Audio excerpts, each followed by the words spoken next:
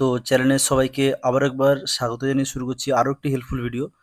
তো আজকে আলোচনা করব একাদশ শ্রেণীর যে প্রশ্নবিচিত্রা বেরিয়েছে সেই প্রশ্নবিচিত্রার আর্টস অর্থাৎ কলা বিভাগের তোমাদের এই যে সংস্কৃত সাবজেক্টটি যাদের রয়েছে তাদের এই সংস্কৃত সাবজেক্টের আমি তোমাদের জন্য একটা স্পেসিমেন কপি থেকে দেখাবো যে কিভাবে তোমরা ওই সংস্কৃত সিলেবাসের উপকৃত হবে এই বইটির দ্বারা।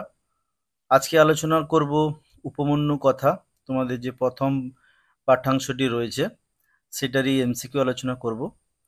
তো তোমরা প্রথম থেকে শেষ পর্যন্ত দেখতে থাকো। তো এই বইটি যেহেতু এটা হচ্ছে স্পেসিমেন কপি এবং এটা তোমাদের জন্য নয়, তোমাদের জন্য মূল বইটি তোমাদের আর্টসের কিনতে হবে। যারা সেই ভিডিওটি দেখোনি তারা দেখে নিতে পারো, আমি সেটার জন্য পুরো ভিডিও করেছি, কোন কোন সাবজেক্ট আছে কি সমস্ত কিছুই বলেছি এবং দামও বলেছি। তো আমরা দেখে নেব উপমন্যু কথা থেকে কীরকম ধরনের প্রশ্ন আলোচনা করা রয়েছে, কত ধরনের টাইপ এখানে আলোচনা করা রয়েছে, সমস্ত কিছুই আমরা এক এক করে দেখব। তো প্রথমেই আমরা একদম দেখতেই পাচ্ছ তোমরা যে এইভাবে করা হয়েছে যে 2024-এর ফার্স্ট সেমিস্টারের জন্য উপমন্যু কথা। তো এখানে তোমাদের 40টা যে এমসিকিউ পড়বে তার মধ্যে থেকে এখানেও কিন্তু 5 নম্বরের তোমাদের প্রশ্ন পড়বে। তো এখানে দেখো তোমাদের এই বইটি যারা কিনেছো তারা তো যারা কিনেছো অবশ্যই উপকৃত হবে, কিন্তু যারা কিনোনি তারা এই ভিডিওর মাধ্যমে অবশ্যই উপকৃত হবে। তো দেখো এরকম 3টি স্টার বা 1টি স্টার বা 2টি স্টারের দ্বারা খুব গুরুত্বপূর্ণ প্রশ্নগুলোকে নির্দেশ করা হচ্ছে এবং এখানে 4টা অপশন দেওয়ার পরে এখানে কিন্তু উত্তর দেওয়া রয়েছে। তো আমরা দেখব উপমন্যু কথা থেকে কোন কোন প্রশ্নগুলো তোমাদের জন্য খুবই গুরুত্বপূর্ণ রয়েছে, সেগুলো উত্তর সহ আমি আলোচনা করব। যেমন প্রথম যে প্রশ্নটি 3টি স্টার রয়েছে, তো উপমন্যু কথা নামক আখ্যানটি কার লেখা? বেদব্যাস, উত্তর করাই রয়েছে। এখানে 4টি অপশন থাকবে, এভাবে তোমাদের ওএমআর শিট থাকবে, সেখানে তোমাদেরকে অপশন বি যেটা সেখানে কিন্তু গোল করতে হবে। এরপরে 2 নম্বর প্রশ্ন, উপমন্যু কথা গল্পের উৎস গ্রন্থের নাম লেখো। তো এখানে সেটা হচ্ছে উৎস যেহেতু মহাভারত, তাই এখানে 4টা অপশনের মধ্যে মহাভারত রয়েছে, তাই মহাভারত। মহাভারতের রচয়িতা কে? না মহাভারতের রচয়িতা হচ্ছে বেদব্যাস। মহাভারতের পর্ব সংখ্যা কয়টি? না মহাভারতের পর্ব সংখ্যা হচ্ছে 18টি। মহাভারতের কোন পর্ব থেকে উপমন্যু কথা পাঠ্যাংশটি নেওয়া হয়েছে? না মহাভারতের প্রথম পর্ব অর্থাৎ আদি পর্ব থেকে কিন্তু নেওয়া হয়েছে। পরের প্রশ্ন, আদি পর্ব মহাভারতের কততম পর্ব? না এটা হচ্ছে প্রথম পর্ব, এক্ষুনি বললাম। তো গুরুত্বপূর্ণ প্রশ্নগুলোই বলবো, সব প্রশ্ন বললে ভিডিওটি বড় হয়ে যাবে। তো মহাভারতের আদি পর্বের 3য় অধ্যায়টির নাম কি? না 3য় অধ্যায়ের নাম হচ্ছে পৌষ্য পর্বাধ্যায়। প্রাচীনকালে ভারতবর্ষের শিক্ষা ব্যবস্থা কেমন ছিল? না শিক্ষা ব্যবস্থা গুরুকুল কেন্দ্রিক বা গুরুগৃহে থেকে পড়াশোনার ব্যবস্থা ছিল।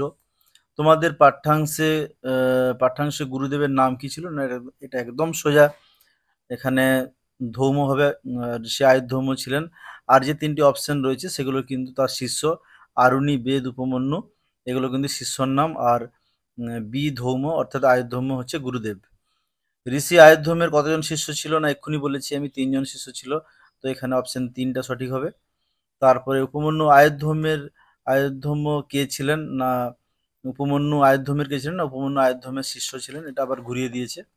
তো এখানে তোমাদের শুধু প্রশ্ন পড়বে না, কিছু গ্রামাটিক্যাল প্রশ্ন পড়বে, যেমন সন্ধি বিচ্ছেদ পড়েছে তমোপধ্যায়, এখানে এটার সঠিক সন্ধি বিচ্ছেদ কি হবে?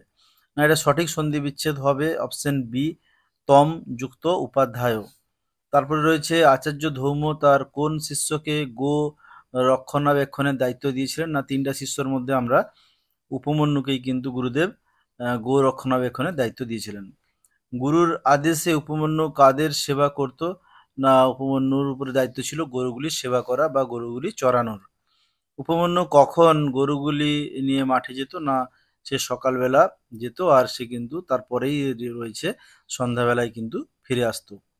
তারপরে এখানে কিছু গুরুত্বপূর্ণ প্রশ্ন আলোচনা করব, যেমন প্রকৃতিপত্তায় রয়েছে স্থিত্বা, তো এটা সঠিক উত্তর হবে স্থা যুক্ত তাজপত্যয়। তারপরে আমরা দেখব সন্ধি বিচ্ছেদ প্রত্যুবাচ, প্রতিযুক্ত উবাচ, এখানে তার উপরের প্রশ্নটা গুরুত্বপূর্ণ রয়েছে, যেমন ধৌমের দৃষ্টিতে উপমন্যু কেমন ছিল, না উপমন্যু হৃষ্টপুষ্ট ছিল। তারপরে এখানে বৃত্তিং কল্পয়ামি ইতি, এই কথার অর্থ কি, না এই কথার অর্থ হচ্ছে জীবিকা নির্বাহ করছি, এই কথাটি অবশ্যই উপমন্যু বলেছিল। তারপরে ভৈক্ষণপত্রীর অর্থ কি, না ভৈক্ষণপত্রীর অর্থ হচ্ছে ভিক্ষার দ্বারা। তারপরে উপমন্যুর ভিক্ষা করে পাওয়া দ্রব্য কে গ্রহণ করতো, না ঋষি আয়ুধম্য বা গুরুদেব আয়ুধম্য গ্রহণ করতেন। এরপরেও একটা সন্ধি রয়েছে উপাধ্যায়স্য অগ্রত, এটা সন্ধি বিচ্ছেদ করলে সঠিক উত্তর অপশন এ হবে, উপাধ্যায়স্য যুক্ত অগ্রতঃ। তারপরে ভগবতে নিবেদ্য পূর্বম অপরং চরামি, তো ভগবতী শব্দের দ্বারা এখানে ঋষি আয়ুধম্যকেই বোঝানো হয়েছে। তো এইভাবে কিন্তু তোমাদের প্রশ্নগুলো রয়েছে এবং উত্তরগুলো রয়েছে। তো উপরোধম শব্দের অর্থ কি, না উপরোধম শব্দের অর্থ হচ্ছে ব্যাঘাত ঘটানো, অপশন ডি। তারপরে স তথিক তুয়া গা আরক্ষত, এখানে স কে, না স হচ্ছে এখানে উপমন্যু, অপশন সি। পয়সা শব্দের অর্থ কি, না পয়সা শব্দের অর্থ, যেহেতু পয়স মূল শব্দ, পয়স শব্দের অর্থ হচ্ছে দুগ্ধ, তার তৃতীয়ার এক বচন করলে পয়সা হয়, তাই পয়সা শব্দের অর্থ হচ্ছে দুধের দ্বারা বা দুধ দিয়ে। পয়সা কোন বিভক্তি, না পয়সা আমি এক্ষুনি বললাম তৃতীয়া বিভক্তি, এই যে তৃতীয়া বিভক্তি রয়েছে, অপশন সি। তারপরে গুরু ধৌম উপমন্যুকে ভিক্ষার দ্বারা ক্ষুধা নিবৃত্তি করতে বারণ করার পর উপমন্যু ক্ষুধা নিবৃত্তির জন্য কি উপায় অবলম্বন করেছিলেন, না তোমরা সবাই জানো গোদুগ্ধ পান করেছিলেন। এরপরে রয়েছে গুরু ধৌম উপমন্যুকে গোদুগ্ধ পান করতে বারণ করার পর উপমন্যু কি উপায় অবলম্বন করে ক্ষুধা নিবৃত্তি করত, না সে গোবৎসের মুখনিসৃত ফেনা খেয়ে জীবিকা নির্বাহ করত। তারপরে আমরা একটা গুরুত্বপূর্ণ প্রশ্ন দেখব, অর্কপত্রাণী কথার অর্থ কি, না অর্কপত্রাণী কথার অর্থ হচ্ছে আকন্দ পাতাগুলি, যেহেতু অর্কপত্র এক বচন আকন্দ পাতা, আর তার বহুবচন করলে অর্কপত্রাণী হয়। আকন্দ পাতাটি কেমন ছিল, না আকন্দ পাতাটি এখানে চারটি অপশনের মধ্যে অপশন সি তিক্ত ও নোনতা ছিল। আকন্দ পাতা ভক্ষণের ফলে উপমন্যুর কি ক্ষতি হয়েছিল, না উপমন্যু অন্ধ হয়ে গেছিল, অন্ধত্ব প্রাপ্তি হয়েছিল। কূপ শব্দের অর্থ কি, কূপ শব্দের অর্থ হচ্ছে এখানে চারটি অপশনের মধ্যে কুয়ো হবে। দৃষ্টিহীন হয়ে উপমন্যু কোথায় পড়ে গিয়েছিল, না একটা কুয়োতে পড়ে গেছিল, আবার ঘুরিয়ে দিয়েছে প্রশ্নটি। স্বনিয়তং কুপিত, এখানে কার উক্তি, না এটা হচ্ছে ধৌমের উক্তি, আয়ুধম্যের উক্তি। এরপরে আমরা আরও একটি গুরুত্বপূর্ণ প্রশ্ন দেখে নেব, গুরু ধৌম উপমন্যুকে কুয়োর ভিতরে কাদের স্তুতি করতে বলেছিলেন, না অশ্বিনী কুমারদ্বয়, যারা আমরা জানি দেব বৈদ্য, বা তার পরের প্রশ্নেই রয়েছে অশ্বিনী কুমারদ্বয় কে ছিলেন, না দেবতাদের চিকিৎসক বা দেব বৈদ্য। উপমন্যু অশ্বিনী কুমার দ্বয়ের স্তব করেছিল কিভাবে, না বৈদিক মন্ত্রের দ্বারা, সঠিক উত্তর অপশন বি। তারপরে একদম 58 নম্বর যে প্রশ্নটা রয়েছে, উপমন্যু স্তুতিতে সন্তুষ্ট হয়ে অশ্বিনী কুমারদ্বয় তাকে কি খেতে দিয়েছিল, না একটা পিঠে খেতে দিয়েছিল। এবারে পিঠে শব্দটির সংস্কৃত যে প্রশ্নটা রয়েছে, অপুপম, অপুপম পত্রের অর্থ কি, না পিঠে। অপুপ শব্দের আবার প্রতিশব্দ দেওয়া আছে, সেটা শব্দ হচ্ছে পিষ্টক, দিয়ে বিসর্গ তোমাদের এখানে দিতে হবে। তারপরে রয়েছে গুরুকে নিবেদন না করে উপমন্যু কি খেতে চায়নি, না পিষ্টক বা অপুপ খেতে চায়নি। এরপরে কিছু গ্রামাটিক্যাল প্রশ্ন রয়েছে, গুরবে কোন বিভক্তি, না এটা চতুর্থী বিভক্তি। অশ্বিনী কুমার দ্বয়ের কৃপায় গুরুর দাঁত কিসের মতো হবে, না লোহার মতো হবে। অশ্বিনী কুমার দ্বয় এর কৃপায় উপমন্যুর দাঁত কিসের হবে বলেছিল, না সোনা হবে বলেছিল। চক্ষুষ চক্ষুষ মাং চ ভবতি, এখানে এটা কার উক্তি, না উপমন্যুর প্রতি অশ্বিনী কুমার দ্বয়ের উক্তি। তারপরে আরেকটি গুরুত্বপূর্ণ প্রশ্ন 68, কার কৃপায় উপমন্যু চক্ষু ফিরে পেয়েছিল, না এটা অশ্বিনী কুমার দ্বয়ের কৃপায় পেয়েছিল দৃষ্টিশক্তি। তারপরে এখানে 72 নম্বর প্রশ্ন, সর্বে চ তে বেদাহা প্রতি অভ্যন প্রতিভা সন্তি ইতি, কার প্রতি কার উক্তি, না উপমন্যুর প্রতি, এটা ধৌম্যের উক্তি ছিল। তো এইভাবে এটা একটা টাইপ গেল এমসিকিউ টাইপ, কিন্তু এমসিকিউর মধ্যে আরও অনেক টাইপ আছে, যেমন আরও একটি type fill in the blanks, এটা হচ্ছে তোমাদের পাঠ্যাংশের টেক্সট থেকে, টেক্সট পড়ে সেখান থেকে কিন্তু শূন্যস্থান পূরণ করতে হবে। যেমন তথা অথাপর শিষ্যস্তৈব আয়দস্য ড্যাশ উপমন্যু নাম, এটা সঠিক উত্তর হবে ধৌমস্য। 4টি অপশনের মধ্যে ধৌমস্য লিখতে হবে। তারপরে অনেকগুলোই রয়েছে, আমি সবগুলো দেখাচ্ছি না, কিছু কিছু দেখাচ্ছি। স এবং উক্ত ড্যাশ প্রত্যুবাচ, না এটা সঠিক উত্তর হবে অপশন এ উপাধ্যায়ন। স এবং উক্ত উপাধ্যায়ন প্রত্যুবাচ, অর্থাৎ তোমরা বুঝতেই পারছো টেক্সট কতটা তোমাদের জন্য গুরুত্বপূর্ণ রয়েছে। টেক্সট না পড়লে কিন্তু তোমরা এই প্রশ্নগুলোর উত্তর দিতে পারবে না। তো এই হচ্ছে কিছু শূন্যস্থান পূরণ তোমাদের এখানে দেওয়া রয়েছে। তারপরে আরো একটি আমরা গুরুত্বপূর্ণ শূন্যস্থান পূরণ দেখবো, যেমন সর্বে চতে প্রতি অভ্যাসান্তি ইতি। এখানে সঠিক উত্তর যে বসবে সেটা হচ্ছে বেদা, তো শূন্যস্থানে বেদা বসবে। তো এইভাবে কিন্তু শূন্যস্থান পূরণ তোমাদের করতে হবে। এরপরে আরো একটি টাইপ তোমাদের দেখাবো, যেমন কলাম ম্যাচিং বা স্তম্ভ মিল করানো। এখানে আমি একটি স্তম্ভ তোমাদের দেখাচ্ছি কেমন, যেমন স্তম্ভ 1 আর স্তম্ভ 2 এর মধ্যে আবার 4টি অপশন, স্তম্ভ 1-এর আর বির মধ্যে বা 2 নম্বরের মধ্যে 4টি অপশন। তো অশ্বিনী কুমার দ্বয়ের সঙ্গে এখানে 4টি অপশন, শিষ্য, রচয়িতা, চিকিৎসক, গুরু। তোমরা সবাই জানো অশ্বিনী কুমার দ্বয়ের সঙ্গে কিন্তু চিকিৎসক হবে অপশন সি। তারপরে আয়োধ্যম নিশ্চয়ই তোমরা জানো, এটা হবে অপশন ডি গুরু। উপমন্যু ছিল, উপমন্যু শিষ্য ছিল। আর বেদব্যাস ছিল কিন্তু রচয়িতা, অর্থাৎ এই উপমন্যু কথা রচয়িতা হচ্ছে বেদব্যাস। তো এইভাবে 4টা অপশন তোমরা মিল করাবে। এখানে দেখছো এ বি সি ডি, তো তোমাদের এইভাবে কিন্তু প্রশ্নগুলোর অপশন দেওয়া থাকবে, আর তোমাদের 4টা অপশনের মধ্যে একটা বেছে নিতে হবে।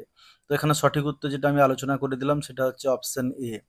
তোমরা সহজেই বুঝতে পারছো যে তোমাদের কিভাবে স্তম্ভ মিলও পড়বে।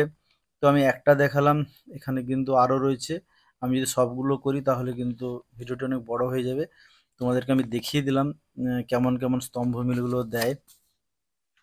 তো এরপরে আরেকটা টাইপ, যেমন বিবৃতি।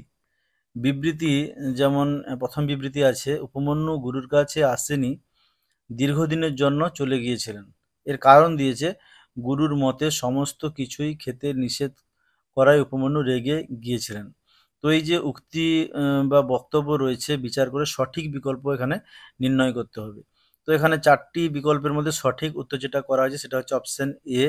কারণ এ ও আর মানে বিবৃতি আর কারণ উভয়ই সঠিক, এবং আর এ মানে অর্থাৎ কারণ আহ, বিবৃতির সঠিক ব্যাখ্যা বলা হচ্ছে। কারণটা এই লাস্ট যে কারণটা আর, সেটা হচ্ছে বিবৃতি এর সঠিক ব্যাখ্যা, তাই অপশন এ কিন্তু সঠিক। তো এইভাবে বিবৃতিও থাকবে। তোমাদের এখানে দুটো টাইপ দেখানো হয়েছে। তারপরে ডায়াগ্রাম বেসড কোশ্চেন যেগুলো রয়েছে সেগুলো তোমাদের আছে, একটা আমি দেখিয়ে দিচ্ছি। যেমন ঋষি আয়োধ্যমে 3জন শিষ্য হলেন, আমরা জানি 3জন শিষ্য। আয়োধ্যমে 3জন শিষ্যের নাম থাকবে, উপমন্যু, আরুণি, সারদ্বত। সারদ্বত নিশ্চয়ই ছিল না। তারপরে বেদ, আরুণি, উদ্দালক, এখানে নিশ্চয়ই উদ্দালক ছিল না। আরুণি, উপমন্যু, বেদ, এখানে কিন্তু 3টা মিলে যাচ্ছে, তার মানে অপশন বিটা ঠিক হবে। তারপরে ডি অপশন যেটা ছিল উপমন্যু, সারদ্বত, সারঙ্গরব, তো এটাও ভুল। তাহলে এখানে সঠিক বা অ্যাপ্রোপ্রিয়েট হচ্ছে অপশন বি, 3জন শিষ্য মিলে যাচ্ছে, তাই এখানে অপশন বিটা কিন্তু ঠিক হবে। তো এইভাবে কিন্তু তোমাদের ডায়াগ্রাম থাকবে, আমি আর দেখাচ্ছি না, শুধু তোমাদেরকে দেখিয়ে দিচ্ছি এই টাইপটা পড়বে। তারপর আরেকটা টাইপ তোমাদেরকে দেখাচ্ছি, যেমন বিবৃতি রয়েছে, এখানে অনেকগুলো বিবৃতি রয়েছে। সেই বিবৃতি থেকে কোন বিবৃতি আগে কোন বিবৃতি পরে, মানে ঘটনা, কোন ঘটনা আগে হয়েছিল কোন ঘটনা পরে হয়েছিল, এরকম টাইপও কিন্তু তোমাদের পড়বে। এরকম টাইপের প্রশ্ন পড়তে পারে বা পড়বেও। এরপরে রয়েছে ট্রু ফলস, সত্য মিথ্যা। যেমন একটা বিবৃতি দেওয়া রয়েছে, উপমন্যু শিবের ভক্ত ছিলেন, তো এটা বিবৃতি। তারপরে টু, উপমন্যু ব্রহ্মার ভক্ত ছিলেন। তারপরে বলা হয়েছে উপরিউক্ত বিবৃতি দুটির সাপেক্ষে নিম্নলিখিত বিকল্পগুলির থেকে সঠিক উত্তরটি নির্বাচন করো। এখানে সঠিক উত্তর এ করা হয়েছে, কারণ বিবৃতি 1 সত্য, অর্থাৎ উপমন্যু শিবের ভক্ত ছিল সত্য। কিন্তু বিবৃতি 2 মানে উপমন্যু ব্রহ্মার ভক্ত ছিল, এটা কোথাও বলা নেই, তাই এটা মিথ্যা। তার জন্য কিন্তু অপশন এটা সঠিক হচ্ছে। আরগুলো তোমরা পড়ে নিতে পারো। তো সঠিক উত্তর হচ্ছে অপশন এ। এইরকম কিন্তু বিবৃতি থাকছে, বিবৃতির মধ্যে সত্য মিথ্যা বিবৃতি রয়েছে, এগুলো তোমাদেরকে একটু প্র্যাকটিস করতে হবে। যাই হোক, এরকম ধরনের তোমাদের অনেক প্রশ্ন টাইপ রয়েছে। তারপরে আবার রিলেশনশিপ বিটুইন সেন্টেন্স, অর্থাৎ ওই বক্তব্যগুলো মিলাতে হবে কোনটার সঙ্গে কার ঠিক। যেমন আমি তোমাদের 2 নম্বরটা দেখাচ্ছি, উপমন্যুর চেহারা বেশ হৃষ্টপুষ্ট। এখানে কোন বিবৃতিটা যাচ্ছে এখানে করা হয়েছে উত্তর অপশন 2 এবং 1।